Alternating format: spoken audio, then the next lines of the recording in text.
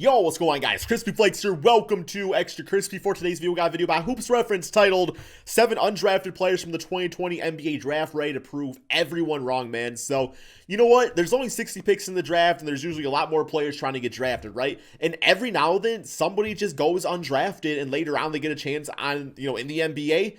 And they ball out, man. It's really a beautiful thing to see. Like, I root for those type of guys all the time, man. Especially, like Big Ben Wallace, undrafted, right? So, we're going to check this out. Hoops Reference going to give us a little update about who some of these players are, so we have the names in our memory for when they become Hall of Famers, right? Let's get it.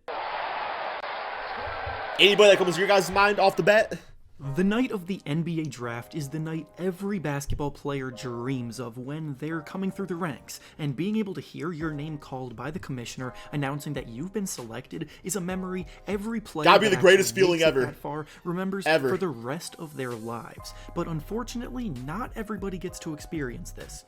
Every year, 60 names get called, but obviously more than 60 players declare for the draft. How many people do usually? That don't get their names called, they can use this disappointment as a source of motivation to keep working even harder towards accomplishing their goals of playing in the NBA and proving who's this kid right here? This brings us to the topic of today's video, where I will be discussing 7 players in particular that did not hear their name called on draft night that I still believe can make a career for themselves in the NBA.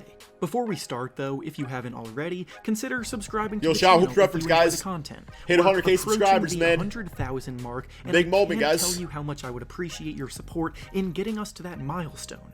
Now, with that being said, let's begin. The first undrafted player we'll be discussing is Devin Dotson from Kansas. Dotson was leading one of the best teams in Is he related to Damian? Damian Dotson? I think that's what yeah. Well, I think of Damian Dotson. I also think of Dippin' Dots. I assume that's probably no relationship right there, but I could be wrong. Country before the season got shut down. Could be wrong. And what makes him such a dangerous player out on the floor is his next level speed. Dotson is legitimately one of the fastest players in the whole draft class, like Devin Harris, and maybe even ranks amongst the best in the whole NBA. With the ball in his hands, he has the blow-by speed to get by his defender. Could be a he has Monte Ellis, maybe. Strong handle of the Devin ball Harris to get to his spots, and a high basketball IQ to make the right play once he penetrates. The reason he likely got passed on is because he's somewhat undersized at 6'2", while being pretty skinny, and his jumper isn't the most consistent, but he was an 18-point per game scorer leading a top college team, and I think this is a case of scouts overthinking 6'2" slasher. Dotson can play. He's a competitor, and with the Bulls signing him to a 2-way contract, that's cool. I think Bulls he'll got do him. well Nice. working his way up in that organization. The next undrafted player we'll be discussing is Mason Jones from Arkansas.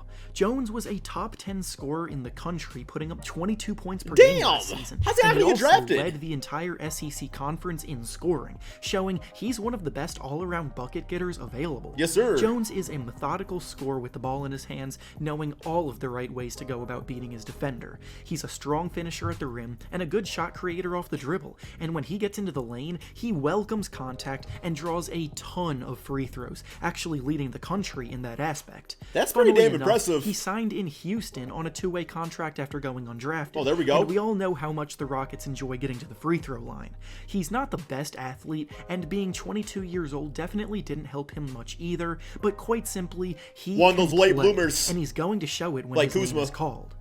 The next undrafted player for discussion is I've heard this guy before, man. Markus Howard.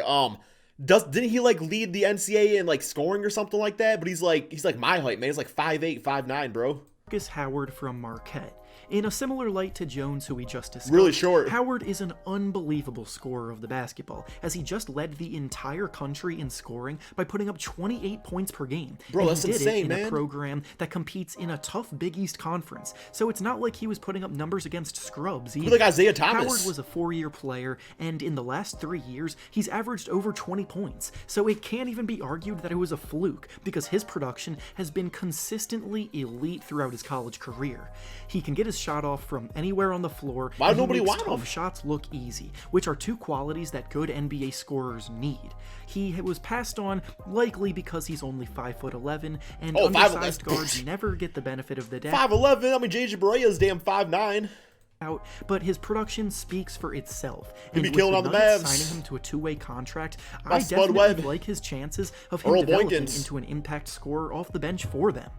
The next undrafted player looking to make a name for himself is Josh Hall, who actually went straight from high school to the draft. He was a 4-star recruit in this year's class, and instead of going to college or playing overseas trying to get to the league in the traditional sense, he took his chances right away, but unfortunately he went undrafted. But he is now with the Thunder on a 2-way contract, where I think will be the perfect situation for him. What position is he, the Thunder are rebuilding now, and opportunities for unproven players will be available. He was a late bloomer who really burst onto the scene last year as a 6'7" wing with very ideal skills. Oh, he's 6'7"? I thought he was like 7'11". But he's going to need some work, like the restaurant, down in the G League, before he's actually ready for the NBA. He's a project for the future, but his timeline aligns perfectly with the Thunder's, and they will have the patience with him necessary for him to develop. And if all goes according to plan, then they very well might have just found a big-time steal without even having to use a draft pick. The next undrafted player... They got plenty to use. I feel like if he becomes a superstar, they got to give up 2 first-round picks, because they got so many of them. Myles Powell. It's a good basketball name. Myles Powell. I can think about him in like All-Star game or something. That I'm certain will prove everyone representing your wrong Detroit Pistons, Myles Powell. Powell was one of the best scorers in the entire country, similar to Markus Howard, who also played in the Big East. Right there. But unlike Howard, Powell actually has decent size for an NBA guard. That's me grabbing the rebounds. But a lot of the typical factors that scare teams in the draft away, unfortunately, applied to him. Look at that pass. He's an older 4-year player, and unfortunately, his senior season was a bit of a down year after having won the Big East Player of the Year award the season before. But a lot of his inconsistencies last season... I'm on damn Steve Nash over here on my team. ...can be attributed to him having to carry Seton Hall harder than he ever previously had on offense. Catch and shoot. At the next level, that simply just won't be the case. He's a great 3-level scorer, there isn't a shot he can't make, and he would make a terrific 6th man that can create offense for the second unit. The Knicks signed him to a 2-way contract, and they've actually had success finding undrafted scoring guards in the past, with Alonzo Trier being the most recent example, so Powell could definitely do well in this situation. The next undrafted player looking to prove everyone sounds really familiar forward is Killian Tillie. To put it simply, Tillie is one of the most talented big men in the entire draft. Oh, he's a big guy too. But throughout his entire Gonzaga career, injuries constantly held him back from ever displaying that talent on a consistent basis. That's unfortunate. And obviously, injury woes are a red flag for NBA scouts. However, when he has been healthy, his offensive game is literally perfect for the modern NBA as a big man. He's a career 44% shooter from 3. He's one of the most efficient scorers around the basket, and his overall offensive efficiency numbers as a scorer ranked in the 98th percentile. Be like a Brad Miller. The Grizzlies picked him up on a 2-way contract, who have shifted more towards a youth movement, and if Tillie can maintain his health, he's definitely a diamond in the rough for them. And finally, Ty-Shon the last Alexander. undrafted gem we'll be discussing today is Ty-Shon Alexander from Creighton. Alexander is a 6'4" Creighton always gets ballers. With a 6'8" wingspan, and his route to carving out a role at the next Doug level McBuckets, is Kyle on the Carver. defensive side of things. He's a phenomenal perimeter defender, and he uses that length of his to pester ball handlers. But outside of that, he also just has a very high defensive IQ.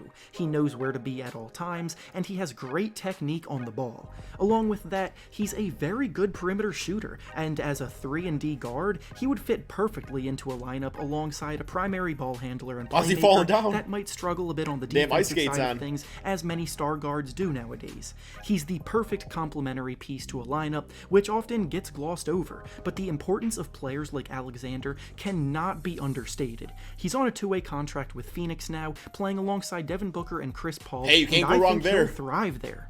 Right, and exactly. With that being said, that's all I have for you today. All right, guys, that's the end of the video right there, man. Yeah, we got some good names out here. Hopefully these kids all get a good chance. Make the most of it, and one day, man, we'll be calling their name in the NBA All-Star game, guys. Thank y'all so much for watching. Peace out.